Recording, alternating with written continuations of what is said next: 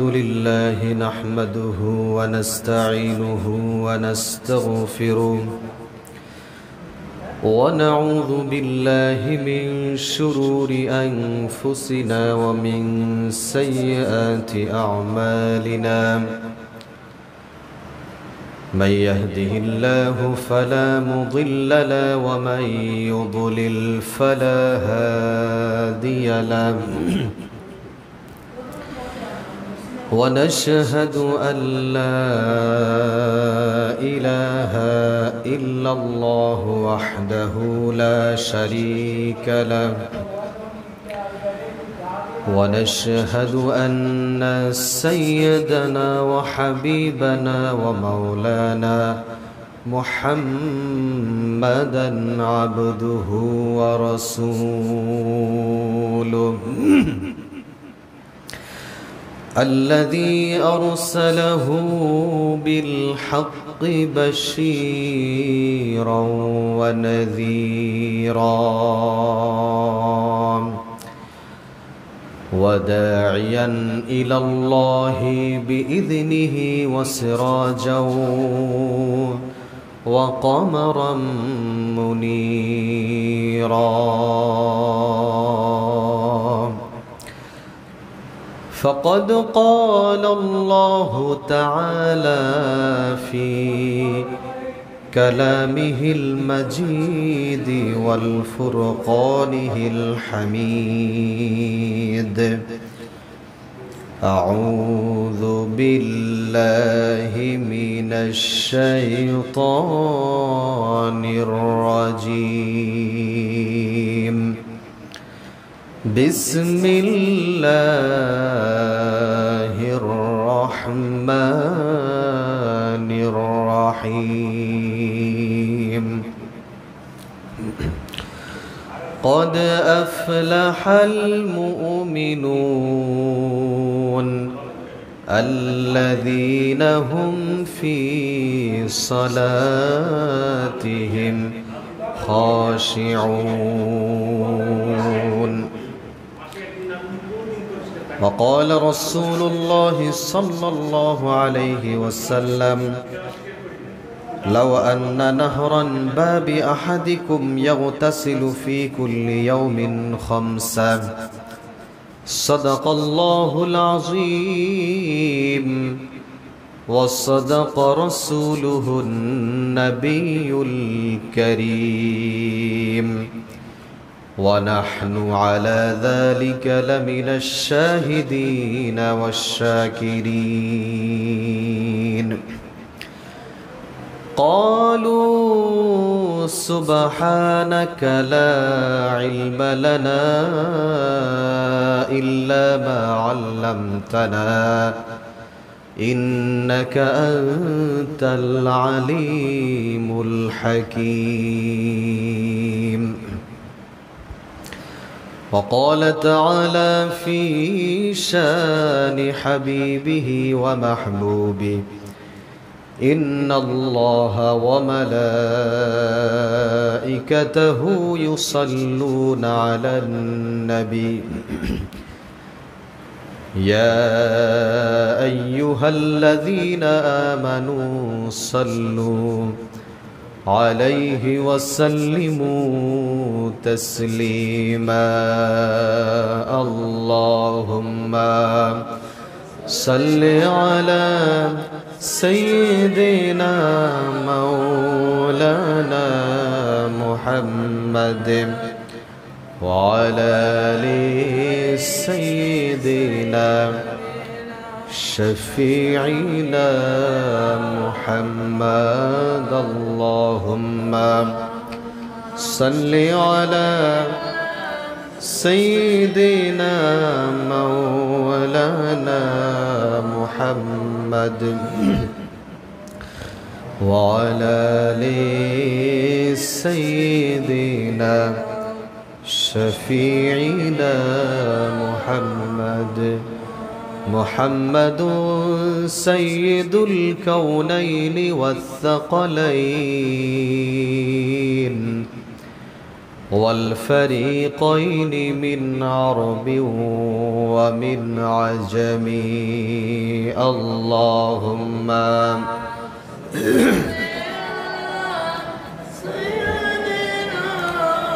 مولانا محمد وعلى آل سيدنا شفيعنا محمد بلغ العلا بكماله كشف الدجى بجماله حسنت جميع خصاله صلوا عليه وآله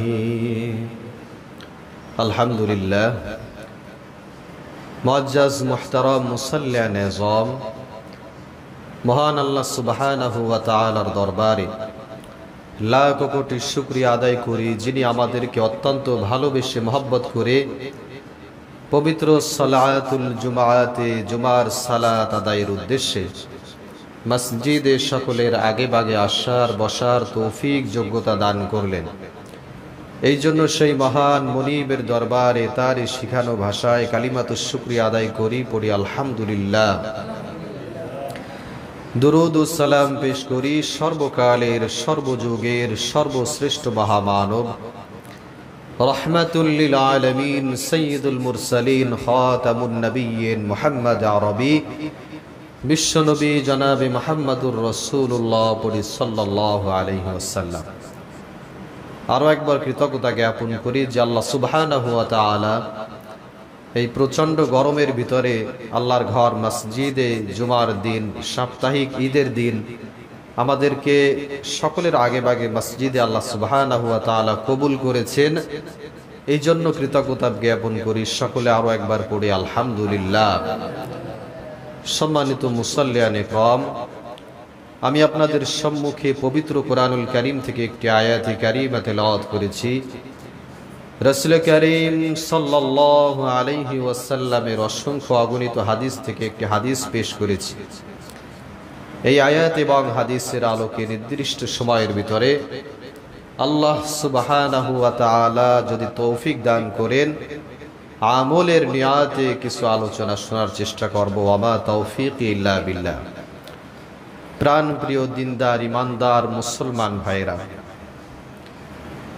দুনিয়ার জীবনটা এমন যে আপনার যত সময় পর্যন্ত ক্ষমতা আছে ততক্ষণ পর্যন্ত আপনাকে সবাই সেলুট করবে, সম্মান করবে, রেসপেক্ট করবে। যখনই আপনার ক্ষমতা শেষ, অর্থাৎ আপনার ভিতর থেকে রূহ নামক ফুৎকার, যেটা শ্বাস প্রশ্বাস যেটা আমরা বুঝি, যখনই বের হয়ে যাবে আপনার এই বডিটার 3.5 হাত বডি স্ট্রাকচার, এটা কোনো মূল্যই থাকবে না। যত দ্রুত সম্ভব আপনাকে কবরস্থ করার চেষ্টা করবে। ওই যে আপনি বহু দাপট দেখিয়েছেন জীবদ্দশায়, আপনার এই বডিটার অনেক দাম ছিল, হয়তো বা এমন ছিল যে আপনি হেঁটে গেলে আপনাকে দেখে মানুষ থরথর করে কাঁপত, আপনাকে দেখলে মানুষ সালাম দিতে না চাইলেও সালাম দিত, আপনার ভয়ে আপনাকে ভয় পেত। তো আপনি যখন জীবদ্দশায় জীবিত ছিলেন এমন হয়েছে হয়তোবা, কিন্তু কল্পনার বিষয়, চিন্তার বিষয় যে যখনই আমার ভিতর থেকে রূহটা চলে যাচ্ছে, আমার যখন মৃত্যু হয়ে যাচ্ছে, আমাকে কেউ রেসপেক্ট করে না, কেউ সম্মান করে না, এমনকি স্ত্রী, বিবি, বাচ্চা, সন্তান, সন্ততি কেউ আমার দিকে তাকায় না। তারা যতটুকু কান্দে, যতটুকু তারা আফসোস করে, বেশিরভাগটাই চিন্তা করে ফিউচার নিয়ে যে এখন কি হবে, হায়রে আমার পিতা, আমার হাজবেন্ড দুনিয়া থেকে বিদায় নিয়ে চলে গেল, আমাদের কি হবে, এই চিন্তা ভাবনা থাকে, মায়া তো থাকবেই। তো দুনিয়া থেকে বিদায় নিয়ে যাওয়ার পর আপনার আমার সঙ্গে কি যাবে আমরা সবাই জানি, যে আমরা যতটুকু নেক আমল করব এটাই আমার সঙ্গে যাবে। যতই বাহাদুরি থাকুক, এই বাহাদুরি দুনিয়া থেকে বিদায় নেওয়ার সঙ্গে সঙ্গে সব কিছু ছিন্ন বিচ্ছিন্ন হয়ে যাবে। ইরানের প্রেসিডেন্ট 2-1 দিন আগে ইব্রাহিম রাইসি নামে, আপনারা অনেকেই দেখেছেন, তার কি ক্ষমতা ছিল, রাষ্ট্রের প্রেসিডেন্ট কত ক্ষমতাধর, তিনি কি জানতেন অ্যাক্সিডেন্টে মারা যাবে? কার হায়াত কতদিন পর্যন্ত, কয় সেকেন্ড পর্যন্ত আছে কেউ জানি না। তার কি পাহারার কোনো সমস্যা ছিল? তার 24টা ঘন্টা তাকে পাহারা দিয়ে রাখা হতো। তিনি যেই রুমে থাকতো সেই রুমে সিকিউরিটি গার্ড ছিল। তিনি যেখানে রওনা দিবেন সেখানেও তার সঙ্গে সিকিউরিটি গার্ড সার্বক্ষণিক ছিল। যেই বিমানটা, যেই হেলিকপ্টারটা ব্লাস্ট হয়েছে সেখানে যে ভ্রমণ করেছেন তার সঙ্গে যারা প্রহরী ছিল তারাও তো নিরাপত্তা প্রহরী তার সঙ্গে ছিল। কিন্তু সবকিছু নিয়ন্ত্রণ করে কে? আল্লাহ সুবহানাহু ওয়া তাআলা। তিনি কিন্তু জানতেন না, তার সাথে যারা গার্ড ছিল তারাও তাকে রক্ষা করতে পারে নাই। তো দুনিয়া থেকে যখন বিদায় নেওয়ার শেষ মুহূর্ত চলে আসবে, আপনার গার্ড বলেন, আপনার যত শক্তিশালী ধর আপনার সঙ্গে থাকুক না কেন, কেউ কিন্তু আপনাকে ধরে রাখতে পারবে না। দুনিয়া থেকে বিদায় নিয়ে চলে যেতে হবে। প্রাণপ্রিয় মুসলমান ভাইয়েরা, এই জন্য আল্লাহ সুবহানাহু ওয়া তাআলা যে উদ্দেশ্যে আমাদেরকে সৃষ্টি করেছেন সেই উদ্দেশ্য আমাদেরকে হাসিল করে ওই জান্নাতের পথে কবরে গেলে আমার কি কাজে লাগবে সেই সামানা আমার নিয়ে যেতে হবে। আল্লাহ সুবহানাহু ওয়া তাআলা সৃষ্টি করেছেন ওমা খালাকতুল জিন্না ওয়াল ইনসা ইল্লা লিয়াবুদুন। মানব জাতি জিন জাতিকে সৃষ্টি করেছেন গোলামি করার জন্য, দাসত্ব করার জন্য, ইবাদত বন্দেগী করার জন্য। এখন দুনিয়ার হালাত এমন হয়েছে যে মানুষ গোলামি আল্লাহ সুবহানাহু ওয়া তাআলার কি করবে, যতটুক না করে তার চেয়ে গোলামি দাসত্ব। একজন ব্যক্তি সে একটা কাজে যাবে, তাকে তার মুনিব বলেন, মালিক বলেন, তাকে সে ফোন দিল রাত 3টার সময় তুমি চলে আসবা। তার সারা রাত ঘুম নাই, সে 3টার সময় ঠিক টাইম মতো চলে যেতে পারতেছে। অথচ মালিক আল্লাহ সুবহানাহু ওয়া তাআলা ফজরের সময় তাকে ডাকতেছে, মুয়াজ্জিন আজান দিয়ে ডাকতেছে যে রবের কাছে সারা দাও, নামাজে আসো, হাইয়া আলাস সালাহ। আমি ঘুম থেকে উঠতে পারলাম না, কপাল পরা মুসলমান। অথচ আমার সামান্য কাজ, আমার একটা কাজের জন্য আমি সেই রাত 3টা, 2টা, 4টা, 12টা যখন আমাকে ডাক করতেছে তখন আমি ছুটে যাচ্ছি। একটু ভাবা চিন্তা দরকার যে রব্বে কারীম আমাদের উপর ইবাদত বন্দেগী সালাত নামাজ ফরজ করে দিয়েছে। এই নামাজের মতো দামি ইবাদত দুনিয়ার ভিতরে কোনো খুঁজে পাওয়া যাবে না। একজন সাহাবী জিজ্ঞেস করলেন, ইয়া রাসূলুল্লাহ আইয়ুল হাব্বি হাব্বু ইলাল্লাহ, দুনিয়ার ভিতরে সবচেয়ে প্রিয় কাজটা কি, আমলের ভিতরে সবচেয়ে প্রিয় আমলটা কি? আল্লাহ নবী সাল্লাল্লাহু আলাইহি ওয়াসাল্লাম বললেন, ওয়াকতুস সালাত, সময় মতো তুমি নামাজ আদায় করো। সুবহানাল্লাহ বলেন। সময় মতো যদি নামাজ আদায় করো, এটা আল্লাহ সুবহানাহু ওয়া তাআলার কাছে সবচেয়ে প্রিয়, সবচেয়ে পছন্দের। একজন নবী কালিমুল্লাহ, কি নাম? সাইয়েদনা মূসা আলাইহিস সালাতু ওয়াস সালাম। তিনি তাওরাত পড়ার সময় কিছু ইনফরমেশন পেয়েছিলেন যেটা শেষ নবীর উম্মতের ব্যাপারে। তো আল্লাহ সুবহানাহু ওয়া তাআলার সাথে তিনি তো সরাসরি কথা বলতেন। তো একদিন বলতেছে রব্বুল আলামিন, শেষ নবীর উম্মতের ব্যাপারে আমি তাওরাত পড়তে যে 5টা বৈশিষ্ট্য পেয়েছি। কয়টা? 5টা। তার ভিতরে একটা বলবো, সেটা হচ্ছে নামাজ নিয়ে। নবী মূসা আলাইহিস সালাতু ওয়াস সালাম বলেন, ইয়া রব্বি ইন্নী আজিদু ফিল আলওয়াহি উম্মাতান। রব্বুল আলামিন, আমি তাওরাত পড়তে যে 5টা বৈশিষ্ট্য পেয়েছি, তার ভিতরে একটা হলো কাফফারাতু খাওয়াতিহিম as-সালাওয়াতুল খামস, কাফফারাতু খাতায়াহুম as-সালাওয়াতুল খামস।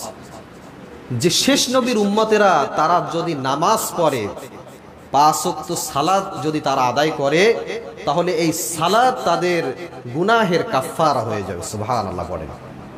তো নবী আলাইহিস সালাতু ওয়াস সালাম, এই মূসা আলাইহিস সালাতু ওয়াস সালাম এখন আল্লাহ রাব্বুল আলামিন বলতেছে, রব্বুল আলামিন এই শেষ নবীর উম্মতরা তো খুব দামি উম্মত, খুব রেসপেক্টেড উম্মত। রব্বুল আলামিন এই শেষ নবীর উম্মত তুমি আমাকে দিয়ে দাও।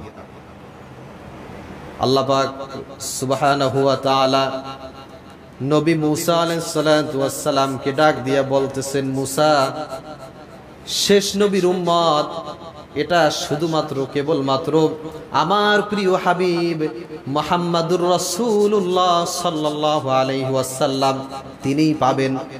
এটা তোমাকে দেওয়া কোনোভাবে সম্ভব না। নবী মূসা আলাইহিস সালাতু ওয়াস সালাম বলে, রব্বুল আলামিন তাহলে আরেকটা প্রশ্নের জবাব দাও। রব্বুল আলামিন, আমি হলাম কালিমুল্লাহ, আমি তো তোমার সাথে সরাসরি কথা বলি।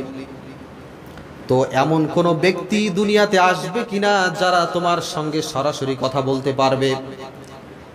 আল্লাহ সুবহানাহু ওয়া তাআলা নবী মুসা আলাইহিস সালাতু ওয়াস সালামকে ডাক দিয়া বলেন, মুসা রে দেখো, তুমি তো আমার সঙ্গে কথা বলো, তোমার সময় নির্দিষ্ট, তোমার টপিক নির্দিষ্ট, তোমার স্থান নির্দিষ্ট, তুমি আমার সাথে কথা বলো। আর এমন কিছু বান্দা আমার আসবে যেই বান্দারা আমার সঙ্গে কথা বলার জন্য নির্দিষ্ট সময়ের প্রয়োজন হবে না, নির্দিষ্ট বিষয়ের প্রয়োজন হবে না। সেই বান্দাগণ যখন ইচ্ছা তখন সরাসরি আমার সাথে কথা বলতে পারবে।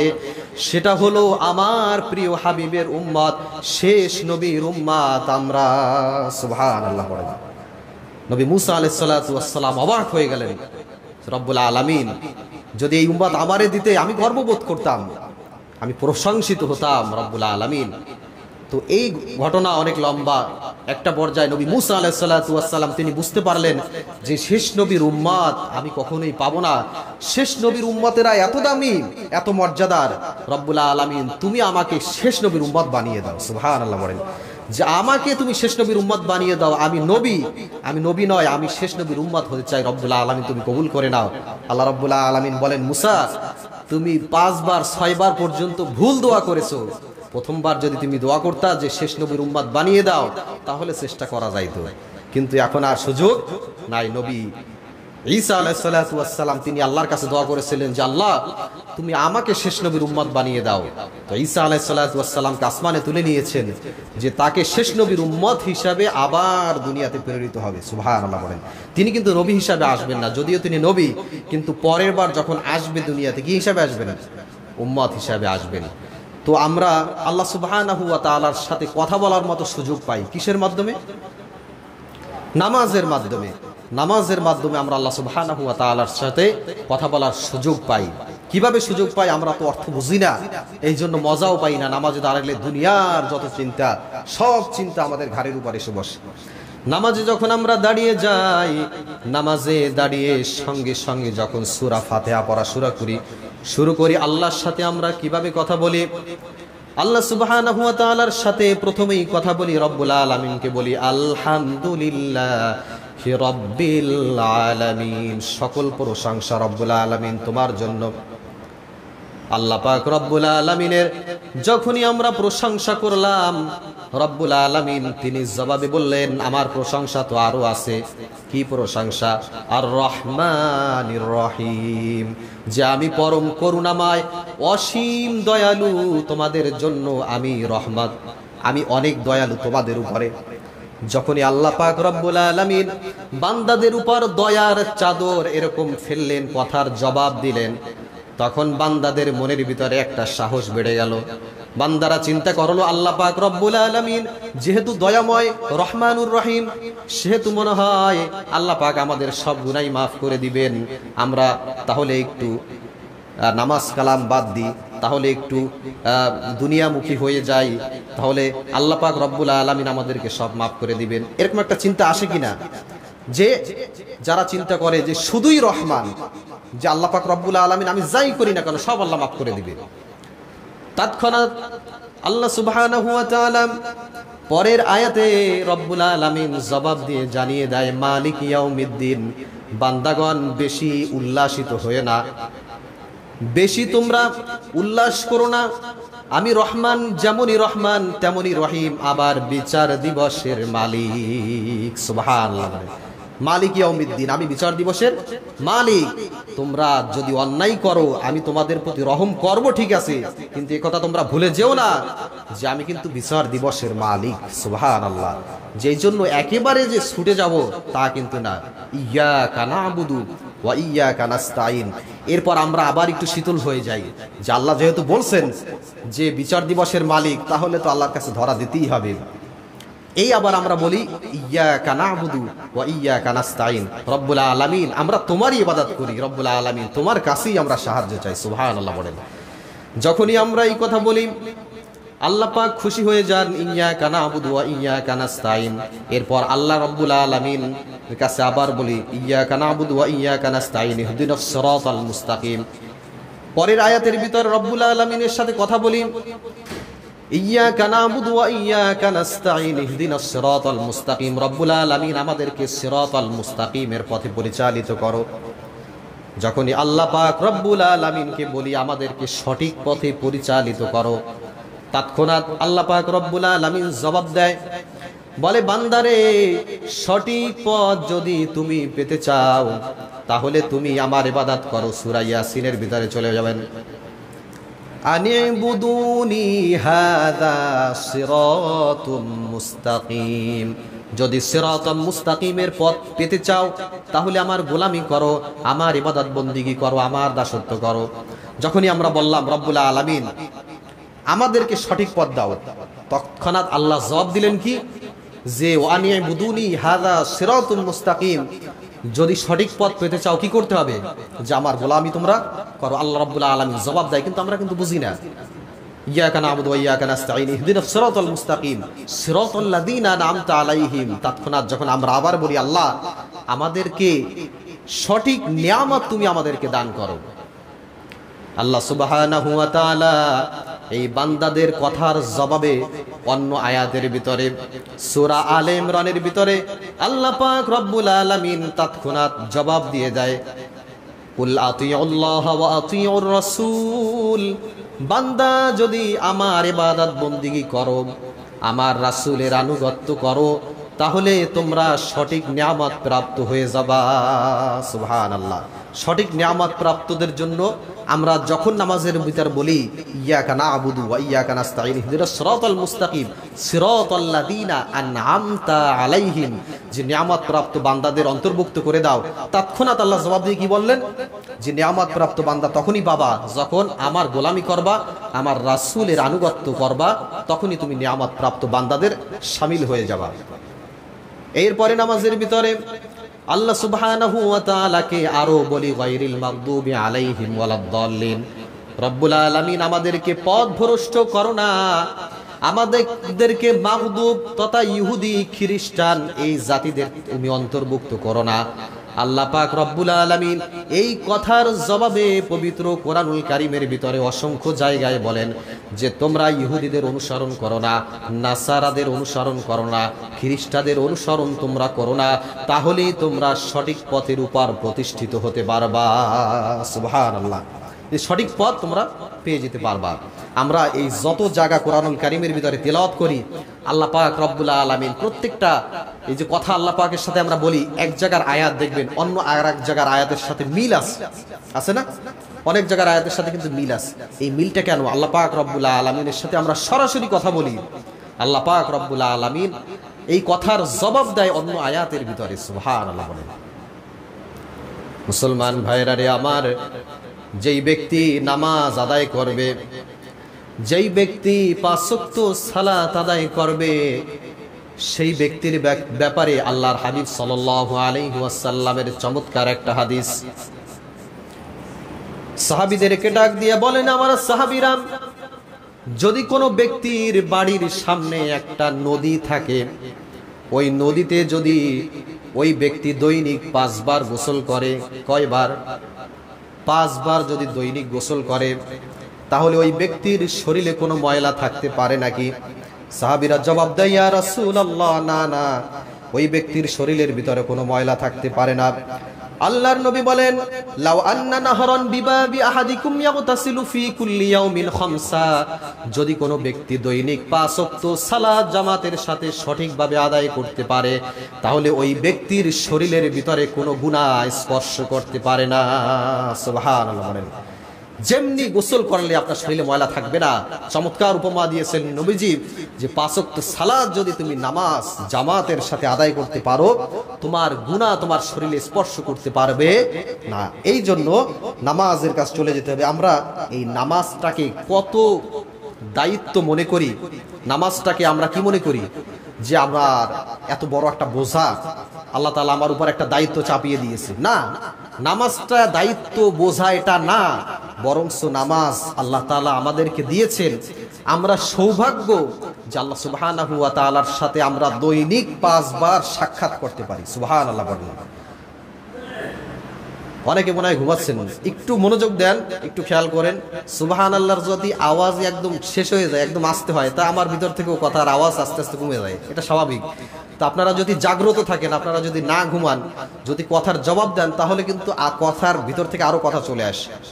তো আল্লাহ সুবহানাহু ওয়া তাআলা, তার কাছে আমরা যখন সাক্ষাৎ কামনা করি, যখন নামাজের ভিতরে আল্লাহ সুবহানাহু ওয়া তাআলার সাথে আমরা কথা বলি, তো এটা কিন্তু আমাদের দায়িত্ব যে আল্লাহ আমাদেরকে চাপিয়ে দিয়েছে, আমাদের হাজিরা দিতে যাওয়া লাগে, এরকমটা আমরা মনে করি যে কষ্ট হয়ে যায়, বারবার কি যাওয়া যায় নাকি নামাজে? সপ্তাহের ভিতরে একদিন যাব, পাক্কা মুসল্লি, সুন্দরভাবে আতর সেন্টেন্স সুন্দর জামা পরে যাব, এক ওয়াক্ত নামাজ পড়ে চলে আসবো, সারা সপ্তাহ আর খোঁজ নাই, এরকম হবে, এই চিন্তা ভাবনা আমাদের ভিতরে কাজ করে। কিন্তু আল্লাহ সুবহানাহু ওয়া তাআলা এই 5 ওয়াক্ত সালাত দিয়েছেন, আমরা সৌভাগ্যবান যে আল্লাহ পাকের সাথে আমরা সাক্ষাৎ করতে পারতেছি, নামাজের ভিতরে আল্লাহ সুবহানাহু ওয়া তাআলার সাথে আমরা কথা বলতে পারতেছি। সুবহানাল্লাহ বলেন। এই নামাজের ভিতরে আমরা কথা বলার সুযোগ পাওয়ার কারণে আল্লাহ সুবহানাহু ওয়া তাআলার কাছে যখনই আমরা চাই বান্দাকে, তখনই আল্লাহ পাক রব্বুল আলামিন এইটা চাওয়া মাত্র আল্লাহ পাক রব্বুল আলামিন বান্দাকে দিয়ে দেয়। ওই যে বলতেছিলাম যে নামাজ কাফফারা হয়ে যায়। আপনি যখন নামাজ পড়বেন 5 ওয়াক্ত, তখন এই নামাজ আপনার যত গুনাহ আছে, সগীরা গুনাহগুলো সব আপনার ঝরে যাবে। যখন আপনার ভিতর সগীরা গুনাহ থাকবে না, যখন কিছু কবিরা গুনাহ থাকবে, তখন এই কবিরা গুনাহ দোয়ার মাধ্যমে আস্তে আস্তে আস্তে আস্তে হালকা হয়ে যাবে। আর একটা সময় এই কবিরা গুনাহ দোয়ার মাধ্যমে আল্লাহ রাব্বুল আলামিন কবিরা গুনাহ আল্লাহ মাফ করে দিবেন। কিসের মাধ্যমে? নামাজের মাধ্যমে। এখন যদি আপনি নামাজই না পড়েন, নামাজের পর যদি আল্লাহর কাছে দোয়া করার সুযোগটাই আপনি না পান, তাহলে কিভাবে আল্লাহর কাছ থেকে আপনি মাফ চাবেন? কিভাবে আপনার ভাগ্য পরিবর্তন করবেন? আপনার সমস্যা আছে, আপনি যে আল্লাহকে বলবেন, বলার তো একটা মাধ্যম থাকতে হবে। এই নামাজ হচ্ছে সবচাইতে উৎকৃষ্ট, সবচাইতে উত্তম মাধ্যম, যেই মাধ্যমে আমরা আল্লাহ সুবহানাহু ওয়া তাআলার সাথে কথা বলি এবং আল্লাহ সুবহানাহু ওয়া তাআলার কাছে আমাদের মনের আকুতি মিনতি এবং নামাজের পরে দোয়ার মাধ্যমে আল্লাহর কাছ থেকে আমরা চেয়ে নিই। হযরত জুরাইজ আলাইহিস সালাতু ওয়াস সালাম, অসংখ্য ওলি আল্লাহ বুজুর্গ যারা ছিলেন, তারা বিপদে পড়ে গেছেন তো নামাজে দাঁড়িয়ে গেছেন, সমস্যায় পড়ে গেছেন তো নামাজে দাঁড়িয়ে গেছেন। তো জুরাইজ রহমাতুল্লাহি আলাইহি, তিনি একজন আবেদ ছিলেন, তিনি আলেম ছিলেন না। তো লম্বা হাদিস, সংক্ষেপে বলি, তো ইনি যখন বিপদে পড়ে গেলেন, বিপদটা কেমন, একটা কেলেঙ্কারির বিপদে পড়ে গেলেন জুরাইজ আলাইহিস সালাতু ওয়াস সালাম। তো তিনি এখন চিন্তা করলেন, যেই কেলেঙ্কারিতে আমি পড়েছি, এই কেলেঙ্কারি থেকে কেবলমাত্র একমাত্র আল্লাহ পাক আমাকে উদ্ধার করতে পারবে। সুবহানাল্লাহ বলেন। জুরাইজ আলাইহিস সালাতু ওয়াস সালাম তিনি সঙ্গে সঙ্গে নামাজের ভিতরে দাঁড়িয়ে গেলেন। নামাজে দাঁড়িয়ে লম্বা কিরাত, রুকু সিজদা দিলেন।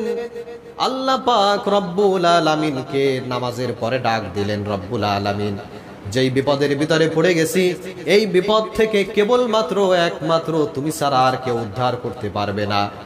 এমন কেলেঙ্কারিতে পড়ে গেছি, আল্লাহ পাক রব্বুল আলামিন এই জুরাইজের দোয়া কবুল করে নিলেন। যেই কেলেঙ্কারিতে পড়লেন, একটা বাচ্চা, যেই বাচ্চার জন্ম হয়েছে এক রাখালের মাধ্যমে, কিন্তু তার কেলেঙ্কারি তার ঘাড়ের উপরে এসে পড়েছে। জুরাইজ আলাইহিস সালাতু ওয়াস সালাম তার উপরে পড়েছে। এলাকাবাসীর কাছে প্রমাণ দিতে হবে যে এই বাচ্চা আমার না, এই বাচ্চা অন্য কারো হবে। এখন মিটিং বসছে। জুরাইজ আলাইহিস সালাতু ওয়াস সালাম 2 রাকাত সালাত পড়ে আল্লাহ পাক রব্বুল আলামিনের সাথে সম্পর্ক মজবুত করে এই মিটিংয়ে তিনি অংশগ্রহণ করলেন। সমস্ত এলাকাবাসী বসা, তখন তাদের সামনে বসে ওই যে বাচ্চা, সেই বাচ্চার পেটের ভিতরে একটা খোসা মারলেন। দেখবেন অনেক সময় বাচ্চাদের খোসা মারলে হেসে দেয়, কিছু কথাও বলে দেয়। তো জুরাইজ আলাইহিস সালাতু ওয়াস সালাম যখন এই বাচ্চার পেটের ভিতরে আঙ্গুল দিয়ে একটা খোসা দিলেন, এই বাচ্চার জবান থেকে সঙ্গে সঙ্গে বলে দিল যে আমার বাপ অমুক রাখাল, তার ওরসে আমার জন্ম হয়েছে। সঙ্গে সঙ্গে পরিষ্কার হয়ে গেল। আশেপাশের যেই লোকজন ছিল সেই লোকজন অবাক হয়ে গেল। ছোট্ট বাচ্চা, 6 মাস বয়স, হয়তোবা 1 বছরও হয় নাই, এত ছোট্ট বাচ্চার জবান থেকে তার বাবার নাম কিভাবে বের হয়ে গেল? কে বের করলেন? আল্লাহ পাক রব্বুল আলামিন বের করে দিলেন। কিসের মাধ্যমে?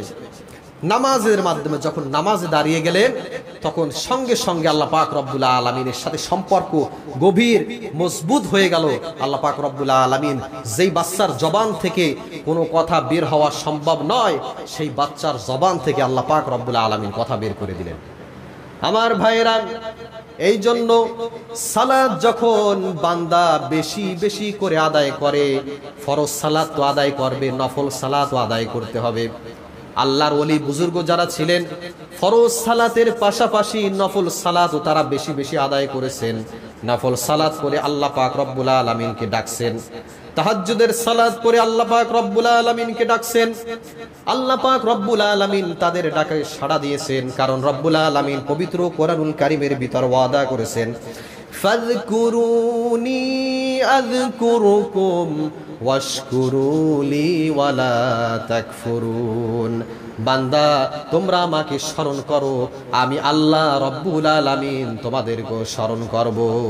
সুবহানাল্লাহ পড়েন, যে তোমরা যদি আমাকে স্মরণ করো তো আমিও তোমাদেরকে স্মরণ করব। আমি এমন রব নই যে তোমরা আমাকে ডাকো, আমাকে স্মরণ করো, এত পরিমাণ স্মরণ করো অথচ আমি স্মরণের সাড়া দেব না। অবশ্যই আল্লাহ পাক রব্বুল আলামিন আমাদের ডাকে সাড়া দিবে, যদি সেইভাবে আল্লাহ পাক রব্বুল আলামিনকে আমরা স্মরণ করতে পারি এবং আল্লাহ পাক রব্বুল আলামিনকে ফরজ সালাত তো আদায় করব এবং নফল সালাত এবং তাহাজ্জুদ সালাতের প্রতি বিশেষ করে স্পেশাল ভাবে আল্লাহ পাক রব্বুল আলামিন গুরুত্ব আরোপ করেছেন। সূরা বাকারার ভিতরে এসেছে, আল্লাহ পাক বলেন, হাফিজু আলাস সালাওয়াতি ওয়াস সালাতিল উসতা। তোমরা বিনীতভাবে একনিষ্ঠভাবে সালাত আদায় করো এবং বিশেষভাবে মধ্যবর্তী সালাতের প্রতি তোমরা বিশেষ গুরুত্ব আরোপ করো। মধ্যবর্তী সালাত অর্থাৎ তাহাজ্জুদের সালাত, মধ্যবর্তী সালাত তথা শেষ রাত্রের যেই নামাজ একনিষ্ঠভাবে একাকীভাবে যে আদায় করে, এই নামাজের প্রতিও আল্লাহ পাক রব্বুল আলামিন বিশেষ গুরুত্ব আরোপ করেছেন। অথচ আমরা কপাল পরা মুসলমান ফরজ সালাত তো আদায় করি না, তাহাজ্জুদের নামাজের কথা বললে কেননা আর মোটেও না পড়লাম, এরকম একটা অবস্থা। যে পাঁচ ওয়াক্ত সালাতই আদায় করতে হুজুর কষ্ট হয়ে যায়, আপনি কোন তাহাজ্জুদের কথা। কিন্তু যারা আল্লাহর সাহায্য পেয়েছে তারা ফরজ সালাত তো পড়েছেই, তাহাজ্জুদের সালাতে দাঁড়িয়ে চোখের পানি ফেলেছে, এই জন্য আল্লাহ পাক রব্বুল আলামিন তাদেরকেই সাহায্য করেছে। ফরজ সালাত এটা ছেড়ে দেওয়ার কোনো সুযোগ নাই, এটা কোনোভাবে কোনো মুসলমান ছেড়ে দিতে পারবে না। কোনো পুরুষ যতক্ষণ পর্যন্ত তার বিবেক রয়েছে, যতক্ষণ পর্যন্ত তার মেধা শক্তি ঠিক আছে, ব্রেন শর্ট হয় নাই, ততক্ষণ পর্যন্ত সেই ব্যক্তির সালাত আদায় করতে হবে। কথা বোঝেন নাই? মনে করেন মহিলাদের জন্য বিশেষ কিছু দিন আছে, তারা সেই দিনগুলো সালাত আদায় করবে না, তাদের নিষেধ রয়েছে। কিন্তু পুরুষের জন্য এরকম কোনো নিষেধ নাই, যতক্ষণ পর্যন্ত তার সেন্স আছে, যতক্ষণ পর্যন্ত তার মাথা কাজ করতেছে, ততক্ষণ পর্যন্ত তার সালাত আদায় করতে হবে। কিভাবে সালাত আদায় করতে হবে যদি উদাহরণ দিয়ে আপনাদের বুঝে আসবে। মনে করেন গভীর সমুদ্রের ভিতরে আমি পড়ে গেছি, হাবুডুবু খাচ্ছি, আমার কানের ভিতরে আওয়াজ এসে গেছে, হাইয়া আলাস সালাহ, হাইয়া আলাল ফালাহ, নামাজের দিকে আসো। সঙ্গে সঙ্গে আমার মাথার ভিতরে যখনই আসলো, সঙ্গে সঙ্গে আমার জবান মুবারক থেকে, মুখ থেকে উচ্চারিত হবে আল্লাহু আকবার। নামাজের যা তাসবিহগুলো রয়েছে, তাসবিহগুলো আমি যেভাবে আছি সঙ্গে সঙ্গে পড়ব। আলহামদুলিল্লাহি রাব্বিল আলামিন আর রহমানির রহিম, যে অবস্থায় থাকি না কেন সেই অবস্থায় আমার সালাত আদায় করার নাম হলো সালাত। সুবহানাল্লাহ বলেন। সাইয়েদনা ইউনূস আলাইহিস সালাতু ওয়াস সালাম, তাকে যখন মাছ গিলে খেয়ে ফেললো, চরম বিপদের ভিতরে পড়ে গেছেন, দুনিয়ার কোনো মানুষ সেখান থেকে তাকে উদ্ধার করতে পারবে না। তিনি সঙ্গে সঙ্গে আল্লাহ পাক রব্বুল আলামিনের সাহায্য কামনা করলেন। তিনি ওই মাছের পেটে বসে আল্লাহ পাক রব্বুল আলামিনকে স্মরণ করলেন, লা ইলাহা ইল্লা আনতা সুবহানাকা ইন্নী কুনতু মিনাজ জালিমিন। আরো বিভিন্ন বর্ণনায় এসেছে নবী তখন মাছের পেটে বসে, মাছের পেটে থাকা অবস্থায় তিনি যখন নামাজের সময় হয়ে গেছে, সঙ্গে সঙ্গে নামাজের সিজদারত হয়ে গেছে। সুবহানাল্লাহ, নামাজ ছেড়ে দেয় নাই। যখন নামাজের সময় হয়ে গেছে বা কানের ভিতর যদি আওয়াজ পৌঁছে থাকে, বা নবীদের তো অলৌকিক একটা ক্ষমতা আছে, তিনি বুঝলেন যে আমার নামাজ পড়তে হবে, আল্লাহ পাককে ডাকলেন, সিজদা দিলেন, তখনও নামাজ ছেড়ে দেয় নাই। অথচ আমরা বিবেক আছে, বুদ্ধি আছে, ভালো আছে, চালাক চতুর আছি, অথচ নামাজ পড়ি না। আমি মনে করতেছি আমি অনেক জ্ঞানী হয়ে গেছি, নামাজ পড়তেছি না, আমি মনে হয় অনেক বুদ্ধিমান হয়ে গেছি, আমি নামাজ ফাঁকি দিচ্ছি, আমি নিজেকে অনেক জ্ঞানী বুদ্ধিমান বলে দাবি করি, নিজেকে চালাক ভাবি। যখনই একটু ডাক দেওয়া হয় যে ভাই একটু নামাজে আসেন, মনে হচ্ছে যে হুজুর তার স্বার্থ উদ্ধার করার জন্য ডাকতেছে, অথবা যে লোক ডাকতেছে তার মনে হয় কোনো পার্সেন্টেজ আছে, সে যদি আপনাকে ডাকে সে মনে হয় কিছু একটা পাবে নাকি? শুধুমাত্র কেবলমাত্র একমাত্র সে যদি ডাকে তাহলে সে একটা পার্সেন্টেজ পাবে। কি পার্সেন্টেজ পাবে? তাও নগদ না, সেটাও বাকি। সেই পার্সেন্টেজটা হলো পরকালে সে কিছু নেকি পাবে। যদি আপনাকে ডাকে, সে যে নেকি পাবে সেটা পরকালে তার জন্য জমা হবে, এতটুকু লাভ, এর চেয়ে বেশি আর কোনো লাভ নাই। মুসলমান ভাইয়েরা রে আমার, এই জন্য নামাজের গুরুত্ব বোঝা দরকার। নামাজের গুরুত্ব বুঝে টাইম মতো নামাজ পড়া দরকার। যে নামাজ পড়লে ফায়দা আমারই হবে, অন্য কোনো ব্যক্তির ফায়দা হবে না। মৃত্যুর পরে যখন কিয়ামতের ময়দানে আল্লাহ সুবহানাহু ওয়া তাআলার সাক্ষাতে দাঁড়াবো, আউয়ালু মা ইউহাসাবু বিহিল আবদু ইয়াউমাল কিয়ামা, বান্দা প্রথমে হিসাব দাও, তুমি নামাজের হিসাব দাও, পরের হিসাব তোমার পরে নেব, আগে তুমি নামাজের হিসাব দাও। নামাজের হিসাবে যদি পার পাও পরে প্রশ্ন করব, আদারওয়াইজ তোমার কোনো প্রশ্ন হবে না। তুমি যদি নামাজের প্রশ্নে যদি অ্যানসার দিতে পারো, তোমার অন্য প্রশ্ন হালকা করে তোমার জান্নাত দিয়ে দেবো। আর যদি নামাজের প্রশ্নের উত্তর তুমি না দিতে পারো, দুনিয়ায় যদি নামাজ না পড়ে থাকো, তাহলে অন্য প্রশ্ন তোমাকে করা হবে না, এই এক প্রশ্নের মাধ্যমে চূড়ান্ত ফয়সালা করা হবে, তোমাকে জাহান্নামে নিক্ষেপ করা হবে। আল্লাহ সুবহানাহু ওয়া তাআলা